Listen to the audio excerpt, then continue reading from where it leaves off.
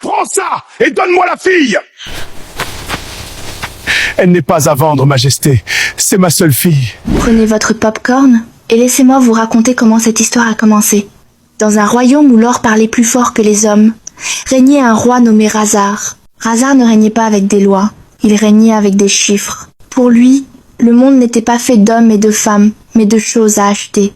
Il possédait 300 chevaux, 50 palais et 12 épouses. Mais ce jour-là, il en voulait une 13e. Sur la place du marché, il ne vit pas une femme, il vit un objet rare. Elle a le regard fier. J'aime briser les choses fières. Combien? Elle n'est pas à vendre, Majesté. C'est ma seule fille. Tout est à vendre. Razar détacha une lourde bourse d'or. Il ne la donna pas au vieil homme. Il la jeta dans la poussière. À ses pieds, ramasse. C'est plus d'or que ta misérable lignée n'en verra en 10 générations. Ta fille m'appartient. Le vieil homme, brisé par la pauvreté, s'agenouilla pour ramasser les pièces. Nia, elle, ne bougea pas. Elle ne regarda pas l'or. Elle fixa le roi droit dans les yeux, avec un mépris si froid qu'il aurait dû geler le désert. Razar s'approcha d'elle et saisit son menton. Souris. J'ai payé cher pour ce visage. Tu as acheté mon père avec ta richesse. Tu as acheté mon corps avec ta force. Mais mon sourire, Razar, il n'est pas à vendre. Il n'a pas de prix. On verra quand tu auras faim. Razar pensait qu'il suffisait de couvrir une femme de diamants pour qu'elle sourie. Il lui offrit de somptueux tissus, des parfums rares et des jardins magnifiques. Mais Nia restait de marbre. Elle portait ses cadeaux comme on porte des chaînes. Pour la première fois de sa vie, Razar ne pouvait pas obtenir ce qu'il voulait, et cela le rendait fou. Un soir, ivre de rage devant son silence, il renversa la table. Pourquoi? Je t'ai sorti de la boue, je t'ai fait reine. Mes autres femmes se battent pour un seul de mes regards. Pourquoi me regardes-tu comme si j'étais un monstre? Parce que tu ne vois pas une reine, Razar. Tu vois une possession. On aime ce qu'on respecte. On n'aime pas ce qu'on possède. Tu es l'homme le plus pauvre que j'ai jamais rencontré. Je suis le roi. Je possède ce monde. Tu possèdes des objets. Mais tu n'as personne. Si ton or disparaissait demain, même ton chien ne te suivrait pas. L'amour est une fable pour les faibles.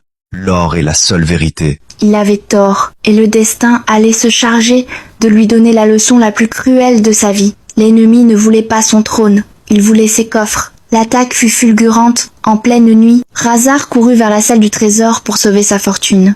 Mais lorsqu'il ouvrit les lourdes portes, la salle était vide. Son général, son bras droit, se tenait là. Il souriait. À ses côtés, les 12 épouses de Razar, les bras chargés de bijoux. Général, arrêtez-les! Défendez votre roi! Je vous paierai le double! Le double de rien, c'est toujours rien, Razar. L'ennemi a déjà payé. Et tes femmes? Elles préfèrent un homme riche à un roi ruiné. Razar voulut tirer son épée, mais le général fut plus rapide.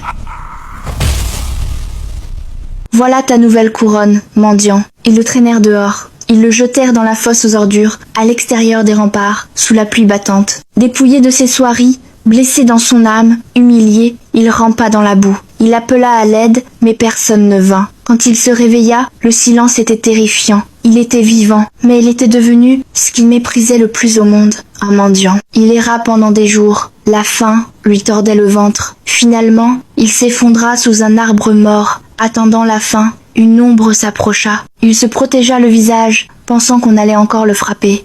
Mais ce ne fut pas un coup, c'était un bol d'eau. Il leva les yeux, c'était Nia. Elle ne portait plus de bijoux. Elle avait fui le massacre, mais elle n'avait pas fui son mari. Tu es venu pour te moquer?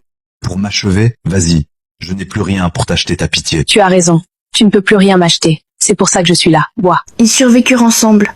L'ancien roi dut apprendre à travailler la terre, à souffrir, à partager. Un jour, alors qu'ils traversaient le désert, une bande de pillards les encercla. Laisse la femme vieillard et on te laisse la vie sauve. L'ancien Razar aurait négocié, il aurait échangé la femme contre sa sécurité, mais l'homme qui se releva ce jour-là n'était plus un roi arrogant, c'était un homme. Il se dressa devant Nia, les mains nues, prêt à mourir. Touchez-la! Je vous ferai regretter d'être né! Ils étaient 3 contre 1. Razar prit les coups. Il tomba, il fut roué de coups, mais il se releva à chaque fois, faisant rempart de son corps pour protéger sa femme. Effrayés par tant de détermination, les pillards finirent par s'enfuir. Razar s'effondra dans le sable. Épuisé, Nia se précipita vers lui. Elle pleurait. Pourquoi?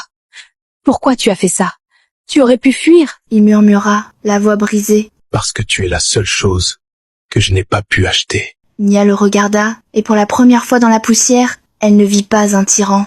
Elle vit un roi, mais pour reprendre la cité, l'amour ne suffisait pas, il fallait une armée. Razar et Nia se rendirent dans les villages voisins, là où le général tyranne écrasait désormais le peuple sous des impôts cruels. Les villageois, affamés et en colère, reconnurent l'ancien roi. Ils prirent des pierres et des fourches. « Toi, tu oses revenir? Tu nous as méprisés toute ta vie. Tu ne viens plus négocier ici. Va-t'en avant qu'on ne te tue. » Razar ne recula pas. Il ne sortit pas d'or. Il fit l'impensable. Il se mit à genoux dans la boue devant ceux qu'il avait jadis traités comme des esclaves.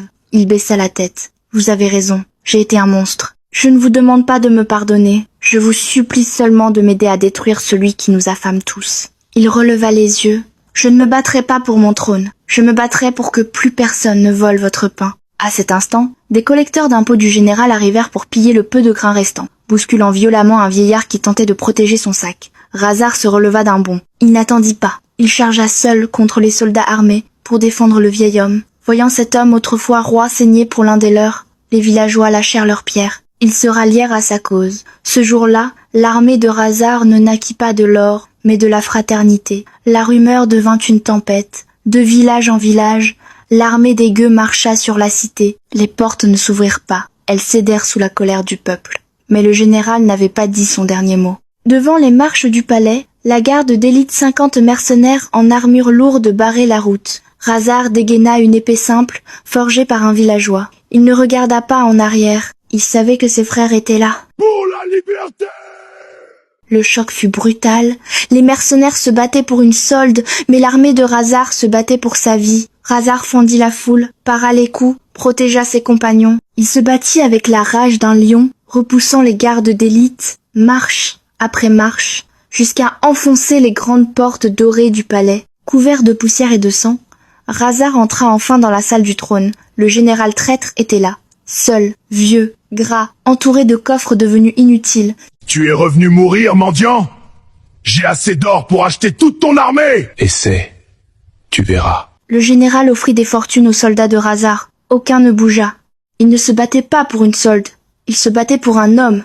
Razar s'avança et désarma le traître. Le général rampa vers ses coffres, terrifié. « Pitié, prends tout. Prends mon or, prends le royaume, laisse-moi juste la vie. » Razar le regarda sans haine. « Garde tes richesses. Elles sont trop lourdes pour un homme libre. » Il ne le tua pas.